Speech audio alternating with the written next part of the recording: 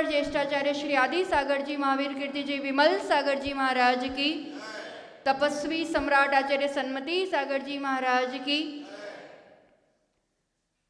जिनके चरण यहाँ पड़े थे अंधेश्वर के चातुर्मास के लिए। उसके बाद आए महाराज जी? नहीं आए ना, 21 में आए थे, आने वाले हैं, सही बात है, इंतजार है जिनका यहाँ पर।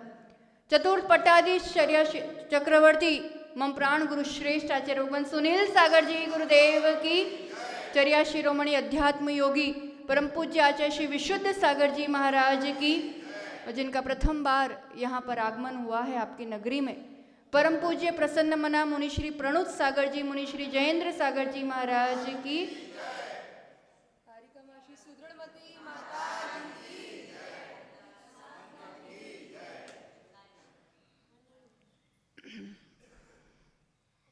एक बार की बात है, एक व्यक्ति बड़ा परेशान सा एक शिक्षक के पास पहुंचता है। वो शिक्षक भी थे, मनोवैज्ञानिक भी थे, और उसको लगा कि यहाँ शायद मेरी परेशानी का समाधान मिल सकता है। कलिंद्रा वैसे भी शिक्षकों की नगरी है ना, यहाँ बहुत सारे शिक्षक रहते हैं। तो ऐसे ही किसी शिक्षक के पास पहुँचे। उस व्यक्ति की हालत देखो, ऐसे तो आंखें बिल्कुल अंदर धसी हुई और जैसे कोई इतने दिनों से सोया ही नहीं हो, ऐसे उसका चेहरा था। उसने अपनी बात रखी कि आप मेरी मदद कीजिए, इतने दिन हो गए मैं चैन की नींद नहीं सो पाया हूँ। जैसे ही मैं सोने जाता हूँ मुझे एक स्वप्न दिखाई देता है। उस स्वप्न में मुझे एक बड़ा सा दरवाज़ा दिखता है और उस दरवाजे को मैं इतना धक्का लगाता हूँ कि वो खुल जाए। इतना प्रयास किया पर वो खुलता ही नहीं है और मेरी आँख खुल जाती है। उस शिक्षक ने पूछा, इतना तो क्या महत्वपूर्ण है, व्हाट इज सो इम्पॉर्टेंट कि वो दरवाज़ा खुलना ही चाहिए और उसके पीछे तुम परेशान हो रहे हो? तो उस व्यक्ति ने कहा, ये मेरे सुख का द्वार है, ये मेरे सफलता का द्वार है, और वो नहीं खुलेगा तो फिर कैसे चलेगा। इसलिए मैं रोज प्रयास करता हूँ कि वो खुले, पर वो इतना सा हिलता भी नहीं है। थोड़ी देर के लिए वो शिक्षक चिंतन करते हैं और मुस्कुरा के कहते हैं, अरे बहुत आसान है, आराम से हो जाएगा, चिंता मत करो। अब आज तुम सोना, और आज जब तुम्हें वो स्वप्न आए और जब वो दरवाज़ा दिखे, बस इतना सा ध्यान रखना कि तुम उसमें हर बारीक चीज़ को देखना, हर छोटी सी छोटी चीज़ को देखना, कुछ ना कुछ तो तुम्हें रहस्य या समाधान मिल ही जाएगा। वैसा ही हुआ। उस रात जब वो व्यक्ति सोया और उसे वही स्वप्न, वही द्वार दिखाई दिया और वही वो उसको धक्का मार के खोलने का प्रयास कर रहा था कि एकदम उसे वो शब्द याद आ गए कि कहा था कि एक एक छोटी चीज़ को, बारीक से बारीक चीज़ को देखना। और उसने उसको देखना शुरू किया और दूसरे दिन सुबह वो इतना खुशी, इतना आनंदित, ऐसे उत्साह के साथ उस शिक्षक के पास पहुंचता है। उसे भी समझ में आ गया कि कुछ न कुछ उसे खुद ही समाधान मिल गया है। वो बड़ा उत्साहित कहता है, मैं बताऊं मुझे हल मिल गया। वो कहता है, हाँ बिल्कुल बताओ, क्या बात है। वो व्यक्ति कहता है, जब जैसा आपने कहा था और मैंने एक एक चीज़ देखी तो उस दरवाजे पर लिखा हुआ नजर आया, खींचिए। क्या नजर आया लिखा हुआ? खींचिए। वो क्या कर रहा था अभी तक? करना क्या था? किसकी तरफ? बस यही बात हमें अपने परम गुरु वीतराग परमात्मा तीर्थंकर प्रभु आचार्य परमेश्वरियों ने यही बात बताई है। आप सुख चाहते हो, शांति चाहते हो, सफलता चाहते हो, मेहनत तो बहुत करते हैं, नहीं करते हैं? कितनी मेहनत करते हैं, पर अगर अभी तक वो प्राप्त नहीं हुआ है तो समझ लेना कहीं ना कहीं दिशा विपरीत है। बाहर ही बाहर ढूंढ रहे हैं, वो दरवाजा तो खोलना चाह रहे हैं पर उस तरफ उसको धक्का लगा रहे हैं जहां से वो खुलना ही नहीं है। ये सुख, शांति, सफलता, जो चीज, समृद्धि जो चाहिए, बस अपनी तरफ एक बार ये रहस्य, ये छोटी सी पर बहुत महत्वपूर्ण बात हमें तीर्थंकर प्रभु बताते हैं, और अभी वो भले उपदेश नहीं देते पर अपनी मुद्रा से ही ये संदेश दे रहे हैं। प्रभु की मुद्रा कैसी होती है? वीतराग है, शांत है। दृष्टि कैसी है? आपको देख रहे हैं, रोज अटेंडेंस लगाते हैं, कलिंद्रा में कौन कौन आज आया, किसने पूजा की, किसने नहीं की, आपको देखते हैं। दृष्टि कैसी होती है? कैसी होती है? मतलब किसकी ओर दृष्टि है? आंखें बंद भी नहीं है, ये वीतरागता का प्रतीक है। ना आंखें खुली है, ना संसार को देख रहे, ना आंखें बंद है, मूर्छा में नहीं है, नींद में नहीं है, उस परम जागृत अवस्था में किसको देख रहे हैं? ये संदेश है कि स्वयं की ओर देख लो एक बार, तुम्हें जो चाहिए सब चीज यहीं मिल जाने वाली है, वहीं अपने पास, स्वयं के पास ही मिलने वाली है, बाहर नहीं रखा है। सिर्फ बाहर की दौड़, इस भ्रम के कारण बस भ्रमण करते आ रहे हैं। सुख कब मिलेगा? अभी है? नहीं है? चाहिए कि नहीं चाहिए? किस किस को चाहिए? सबको चाहिए। कब मिलने वाला है वो? जब इतने ऐसे ऐसी पोस्ट मिल जाएगी, इतने अमीर हो जाएंगे, घर का ये काम हो जाएगा, बिटिया की शादी हो जाएगी। कब मिलने वाली है शांति? धन में है, हेल्थ, वेल्थ, हैप्पीनेस, यही चाहिए ना। किसी भी संसारी प्राणी को क्या चाहिए?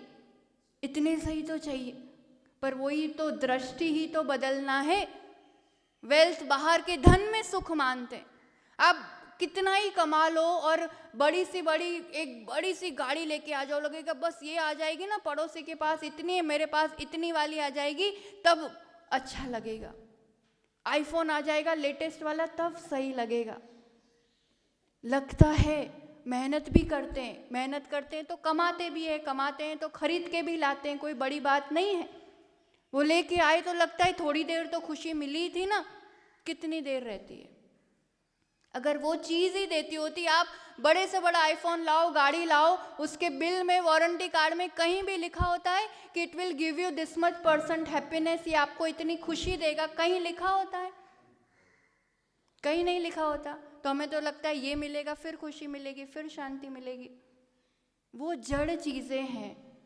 पुद्गल में, जड़ में वो आपको सुविधा दे सकते हैं, अच्छी से अच्छी सीट होगी। अभी आप इतने शॉल में, स्वेटर में, जिसमें भी